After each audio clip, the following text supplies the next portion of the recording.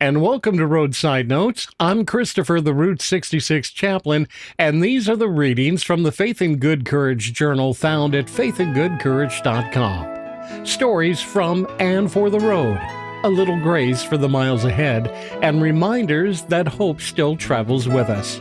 Grief is the Echo of Love is from my May 21st, 2026 journal entry.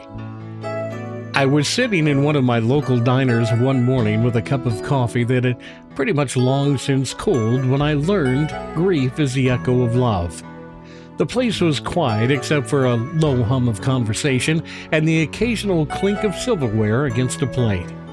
Across the counter sat a man who looked like he had been awake pretty much before the sun came up. His hands were wrapped around his coffee mug the way people do when they're, trying to warm more than just their fingers. We didn't talk much at first. Some mornings don't ask for conversation, they ask for quiet. And after a while, he looked up and said something simple. "Lost my wife last winter." There was no drama in his voice, no attempt to make the moment heavy, just a statement placed gently on the counter between us. He stared down at his cup for a moment and then added, "Everyone keeps telling me that grief will pass." He paused again and shook his head slightly and said, "I'm not sure I want it to." Now that sentence stayed with me for the rest of the morning, not because it sounded hopeless, but because it sounded honest. We often treat grief like something that needs to be fixed or rushed along. Friends offer encouragement, well-meaning advice arrives quickly. People say time heals all wounds as if grief were a broken bone that eventually mends. But grief doesn't work that way. Grief's not a problem to solve. It's a reflection of something that once mattered deeply. When someone we love leaves this world, the love itself doesn't disappear. It simply has nowhere obvious to go. It lingers in memories, in habits, in quiet spaces where two lives overlapped. That lingering love becomes what we call grief. The man across the counter eventually told me stories about his wife.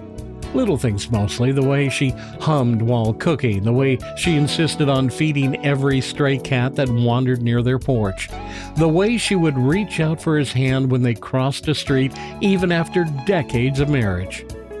He smiled while telling me these stories, the kind of smile that carries both warmth and ache at the same time.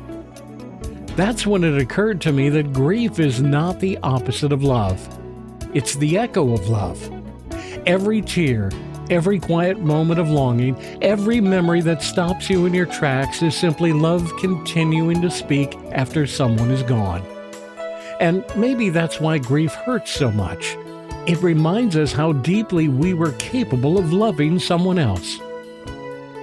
The world often encourages us to move past grief quickly, to return to normal, to close the chapter and keep walking forward. But perhaps the healthier way is not to erase the echo, but to learn how to carry it.